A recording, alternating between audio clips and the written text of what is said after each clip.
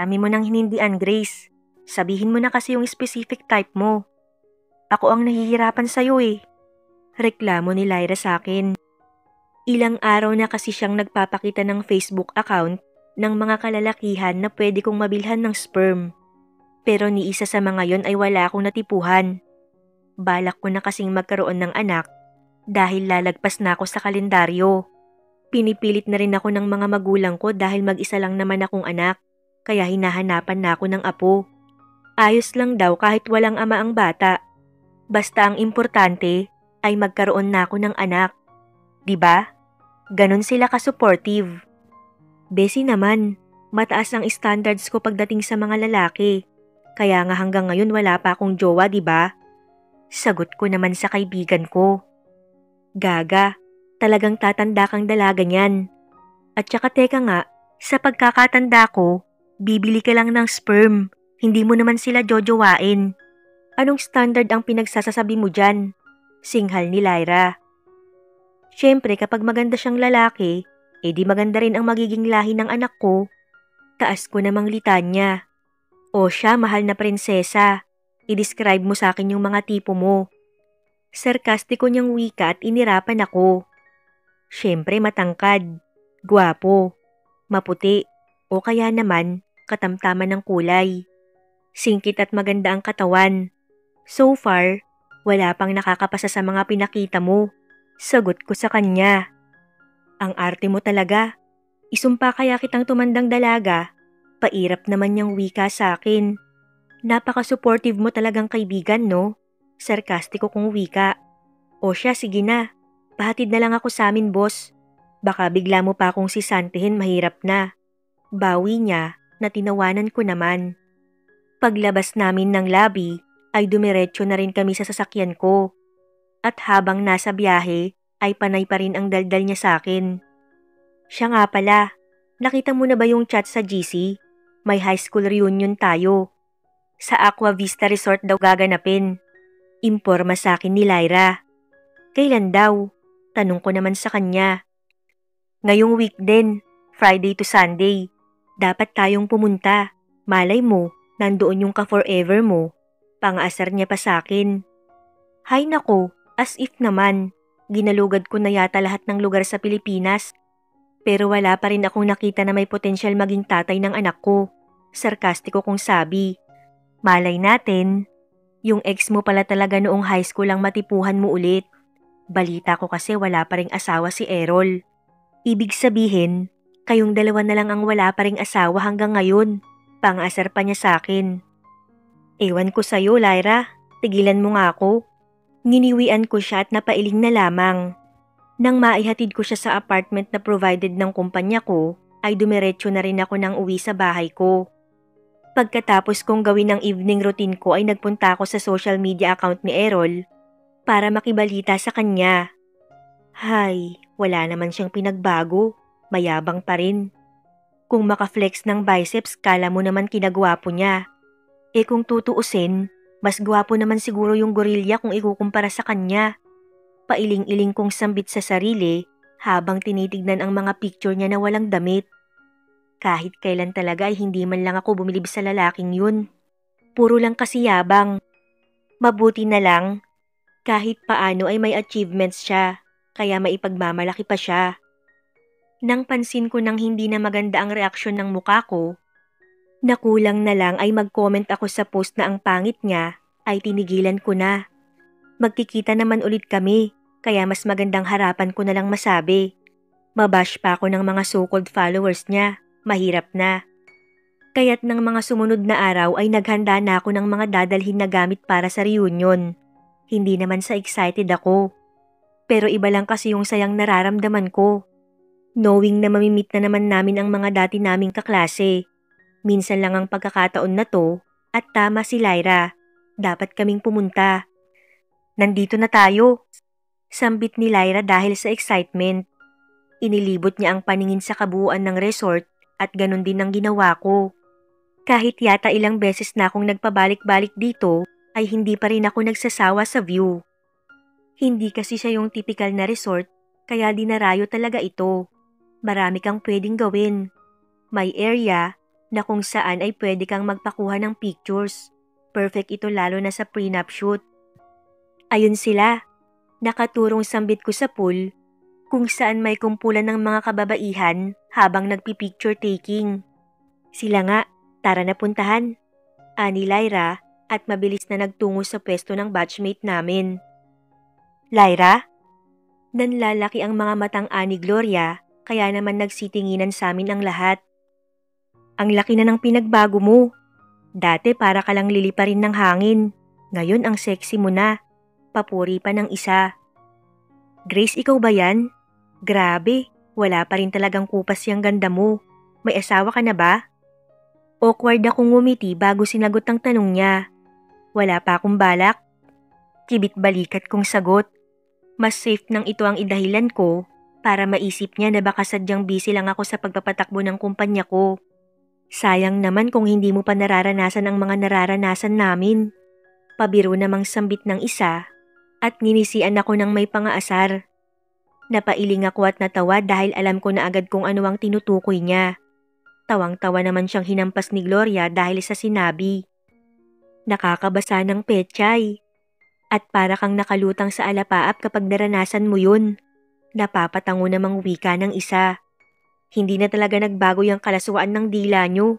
Natatawang ritanya ni Lyra. Nirentahan mo pala tong buong resort, Gloria? Pag-iiba ko ng usapan dahil pansin kong walang ibang tao bukod sa batch namin. Siyempre, your one and only manager. Magmula pa noong high school. Nakangisi at taas noong pagmamalaki niya. Talaga naman, maaasahan ka talaga. Pamumuri pa ni Lyra at tinapik-tapik ang balikat ni Gloria. Saan nga pala yung cabin namin ni Lyra? Tanong ko dahil nabibigatan na talaga ako sa mga dala ko. Kulang na lang kasi ay dalhin ko ang buong cabinet ko rito sa dami kong dalang gamit. Sa pangatlong cabin, nandoon na lahat ng kakailanganin nyo. Imporma niya. Ilalagay lang namin tong mga gamit doon. Wika ko. Sure, hihintayin namin kayo sa cafe ng resort. Sagot naman ni Gloria. Susunod agad kami. Matapos naming ilagay ang lahat ng gamit, ay sumunod na rin agad kami sa cafe. Parang wala pa si Errol, no? Hindi ko pa nakita. Pupunta kaya yun? Nangingiting puna ni Lyra habang naglalakad kami papunta sa cafe. Huwag mo na ngang mabanggit-banggit yun. Naiirita ako sa pagmumuka eh. Irritable kong sita. At pakunwaring nanginig pa dahil sa pandidiri.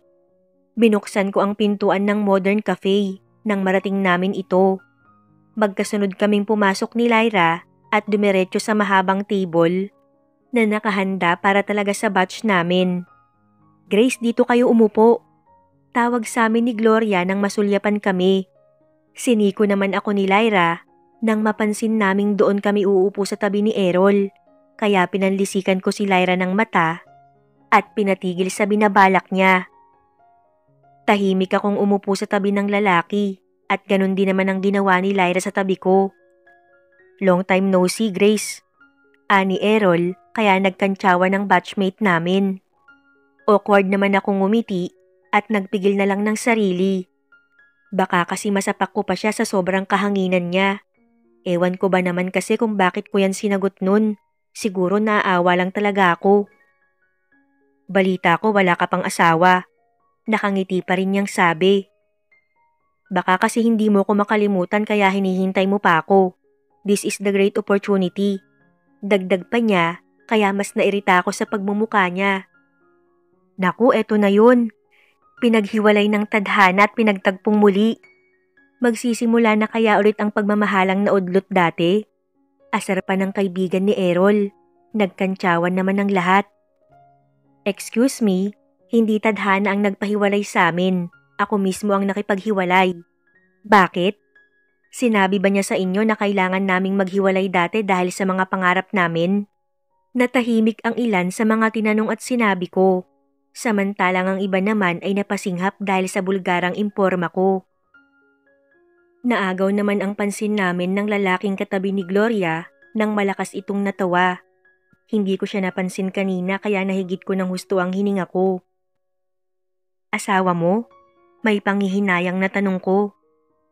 Ano ka ba, hindi? Tumawa si Gloria.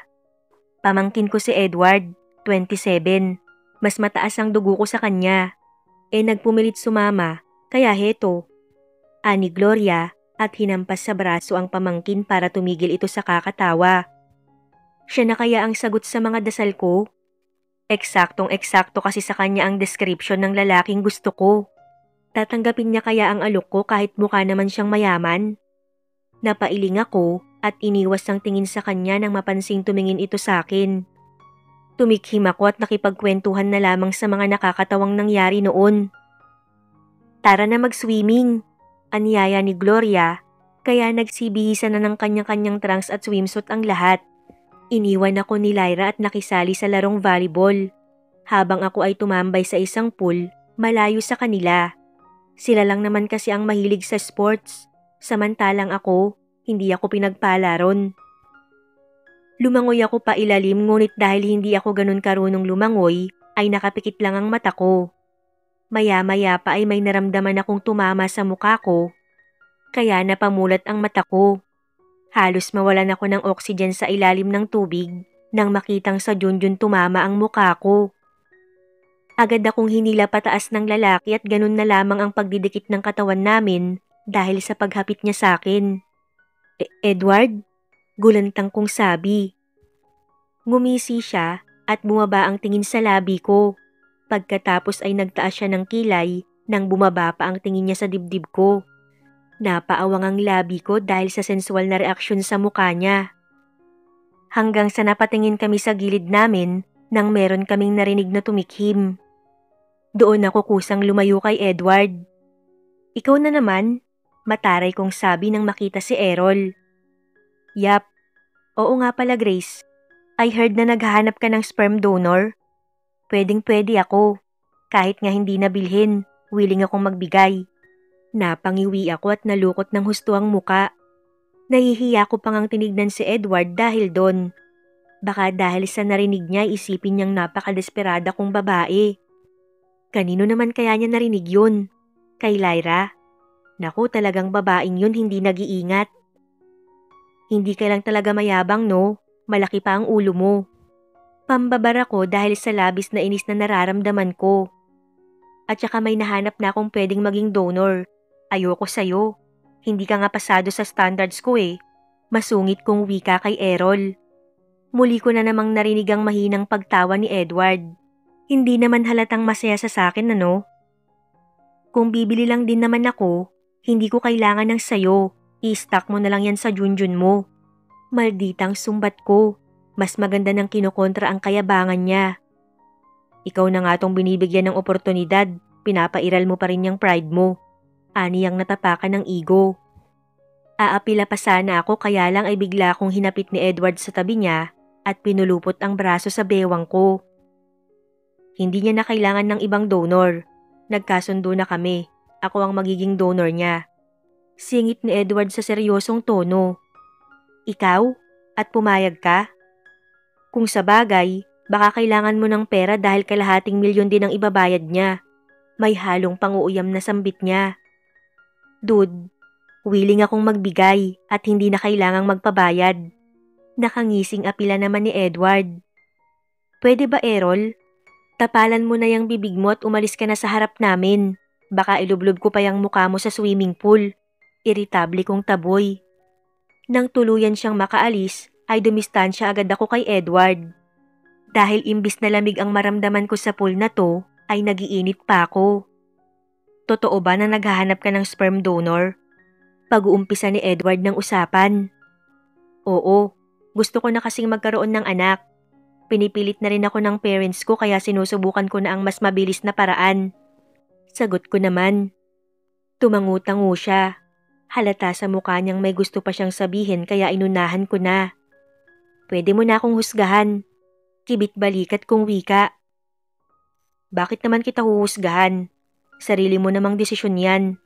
At saka kung pipili ka na lang din naman ng donor mo, dapat yung mapagkakatiwalaan mo na. Hindi ko sinasabing ako yon, pero parang ganun na nga. Makwela pa niyang sabi, kaya umabot na yata sa noo ang kilay ko. Ikaw? Pwede naman. Payag ka ba sa kalahating milyon? Tanong ko pa at nagkakaroon na ng pag-asa. Sure, magkakaroon ng kasiyahan mamaya. Kapag nalasing sila, dumiretso ka lang sa cabin ko, sa pangalawa. Nakangiting wika ni Edward. Hindi ka makikisaya? Tanong ko sa kanya. I want to be sober, lalo na kapag ginawa natin mamayang gabi. Aniya at kinindatan pa ako. Lumapit siya sa akin at tinutok ang bibig sa tenga ko. Gusto kong makita kung dapat pa ba akong magpabayad o hindi. Bulong sa akin ng lalaki. Ha? Teka, parang naguluhan ako. Hindi ba dapat bibilhin ko lang yung sperm mo? Walang kalukuhang magaganap. Paglilinaw ko at nilayuan siya. Paano ba naman kasi ay nagtaasan ng balahibo sa batok ko? Baka hindi makapagtimpi tong pechay ko at biglaan ko na lang siyang halikan dito. Mahirap na. Hindi ba't mas maganda na yung gawin na lang natin para less hassle kung ituturok pa sa'yo ng doktor? Masasarapan ka na. Makakabuo pa tayo agad. Wala ka nang poproblemahin sa mga step-by-step procedure na gagawin sa'yo sa ospital. Pilyo niyang sabi, kaya ganun na lamang nalaglag ang pangako. May point naman siya. Kung kukunin ko pa kasi ang sperm niya, magiging hassle pa. Iba pa yung ibabayad ko sa doktor, iba pa yung ibabayad ko sa kanya. Sige, payag na ako. Pero sana walang makakalabas ha. Secret lang natin. Bali ako naman ang magdadala at mag-aalaga. Hindi mo na kailangang mamroblema o makipag-co-parent. Basta isang gabi lang, dapat may mabuo agad. Ngumisi si Edward bago nagsalita. Of course gagalingan ko na. Kung wala ka pang experience, dadahan-dahanin lang kita. Namula ang magkabilang pisngi ko. Para bang kung magsalita siya ay matagal na kaming magkakilala, kaya ganun na lang kabulgar ang mga sinasabi niya. Kaya naman na magkasundo na kami sa mga gagawin, ay panay na ang dikit niya sa akin. Uy, anong meron sa inyo ng pamangkin ko? Takang tanong ni Gloria nang mapansin ang ginagawa sa akin ng pamangkin niya. Paano ba naman kasing walang makakapansin sa amin? Para kaming may relasyong dalawa. Sobrang dikit niya sa akin. Binibigyan ako ng pagkain at pinagsisilbahan ako na para bang asawa ko siya. Wala. Tanggi ko dahil pure deal lang naman ang meron sa amin at walang halong feelings. O siya, hindi na kita kukulitin kung ayaw mong sabihin. Alam mo kasi, hindi naman ako magagalit kasi wala namang girlfriend yung pamangkin ko. Ang totoo nga niyan, kaya siya sumama rito kasi naghahanap pa rin yun ng magiging girlfriend. Ikaw siguro ang natipuhan. Narinig ko kasi si Errol na chinichismis ka. Kaya inaalam ko lang naman kung may namamagitan na ba agad sa inyo ni Edward. Mahabang paliwanag ni Gloria. Napabuga na lamang ako ng marahas na hininga dahil alam ko naman na ganun ang mangyayari. At saka tulad nga rin ng sinabi ni Edward, ay sarili ko tong desisyon at walang pwedeng humusga. Cheers sa natuloy nating reunion. Kala ko kasi magiging drawing na naman tong plano natin. Lasing na sigaw ni Lyra at itinaas ang baso ng alak.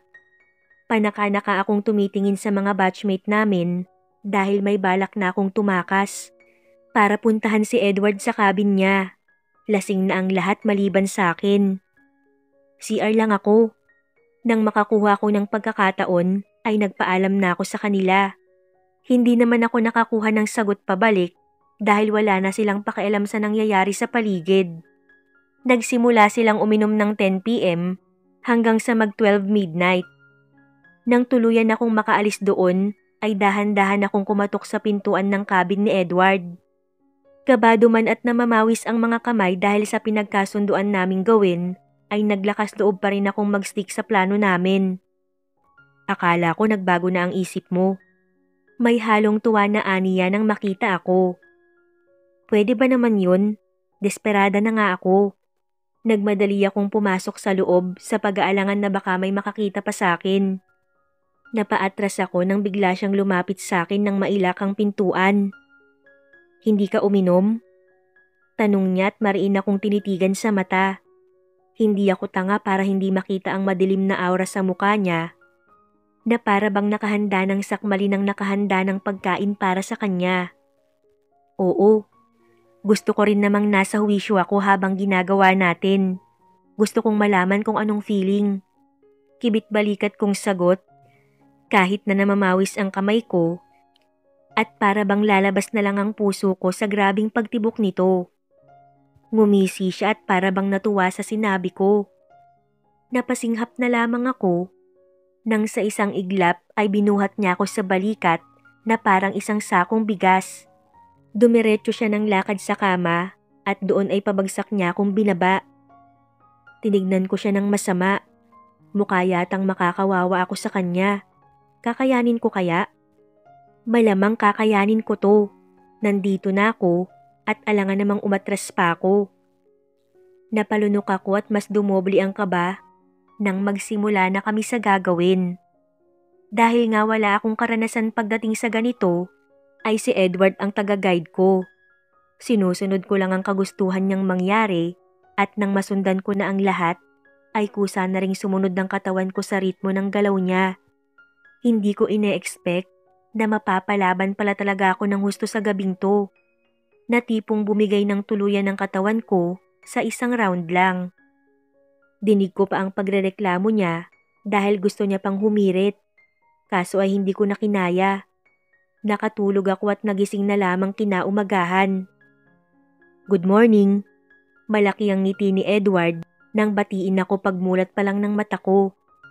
Napabalikwas ako ng bangon dahil sa gulat, ngunit agad ding natigilan nang maramdaman ang pananakit ng aking katawan. Tinignan ko ang labas ng bintana at nakitang sikat na ang araw. Bakit ngayon mo lang ako ginising? Pahisterikal na sigaw ko at hindi magkanda o gaga sa pagbibihis. Ano ka ba? Hindi na tayo mga bata para magtago pa ng mga ganitong bagay. Let them know. Kalmado namang saad niya na tila ba walang pakialam sa kung ano ang magiging reaksyon ng mga batchmate ko sa amin. Para bang ang dating sa akin, siya ay handang ipangalandakan sa mundo ang deal namin, samantalang ako ay hindi. Ewan, I'm a bit hesitant and nervous at the same time. Grace, anong ginagawa mo sa cabin ni Edward? Laglag ang panganatanong ni Lyra kasama si Gloria. Sakto kasing pagbukas ng pintuan, ay bumungad silang dalawa at akmang kakatok pa lang sa pinto. What do you think? Nag-jack and poy kami rito? Birong sagot naman ni Edward.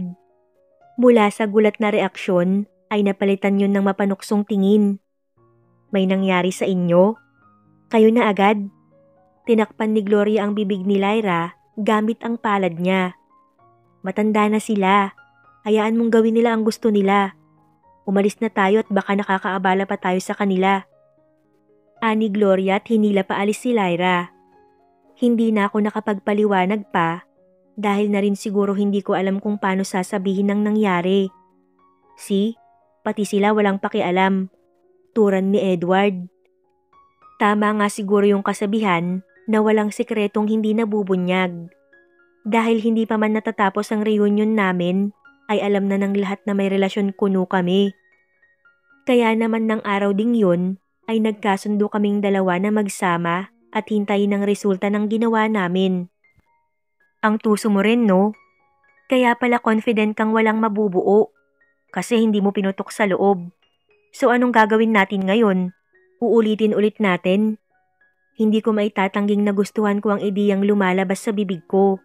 At natutuwa ako dahil may dahilan pa para gawin ulit naming dalawa yun. Ano pa nga ba? Mapang-asar niyang sagot. Sana this time tumupad ka naman sa usapan. Banta ko pa. Dahil parehas kaming parang uhaw sa pinaparamdam ng isa't isa, ay hindi na namin inalintana kung nakasabay na ba kami sa pagbukang liwayway. Basta ang tanging nasa isip lang namin ay maibsan ng init na tanging katawan lang naming dalawa ang makakapawi. Ano itong sinasabi ni Lyra na may boyfriend ka na? Nasaan siya at bakit hindi mo pa pinapakilala? Kumpronta sa akin ni Mama nang umuwi ako ng bahay para bisitahin sila. Hindi ko siya boyfriend, Ma. We just made a deal na kapag nabuntis ako, maghihiwalay na rin kami. paglilinaw ko kay mama. Nagbago na ang isip ko. Ayokong lumaki ang anak mo na walang kinikilalang ama. Oras na mabuntis ka, ipapakasal ko kayong dalawa. Mahal niyo man ang isa't isa o hindi. Seryosong wika ni mama. Wala na akong nagawa. Hindi na ako nakapagdahilan pa at kumontra. Kung sa pagkakaroon ng anak, okay pa. Pero kung sa kasal, I don't think na papayag si Edward na may tali sa akin. Kaya pagpasok ko sa opisina ay nakita ni Edward ang problemado kong muka. May problema ba? Bungad niyang tanong sa nag-aalangang tono. Meron, ikaw. Gustong-gusto kong sabihin, ngunit hindi ko magawa. Wala akong lakas ng loob para sabihin sa kanya dahil una sa lahat ay wala namang kami. Wala naman. Namomroblema lang kung mabubuntis na ba ako this time o hindi pa rin. Palusot ko. Huwag kang mag-alala. Pasok na pasok at wala akong sinayang. Sure na yan, magkakaroon na tayo ng anak. Nakangising wika ni Edward. Tayo? Ako lang. Baka nakakalimutan mo na ang deal natin. Once na nabuntis na ako, maghihiwalay na rin tayo. Paalala ko sa kanya. Nakita ko ang dumaang lungkot sa mata niya, ngunit hindi niya yun ipinahalata. Sa halip ay tinakpan ng pagngiti. Oo nga pala, nakalimutan ko. Sagot ni Edward. Umasa akong kabaligtaran ng sasabihin niya dahil baka sakaling magkaroon ako ng pag-asa.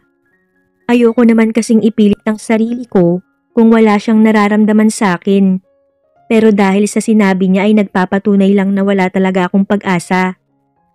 Kaya hindi ko alam kung ikatutuwa ko ba na nagkaroon ng bunga ang ginawa naming dalawa. Dahil ibig lang sabihin nun ay huling beses ko na rin siyang makakasama.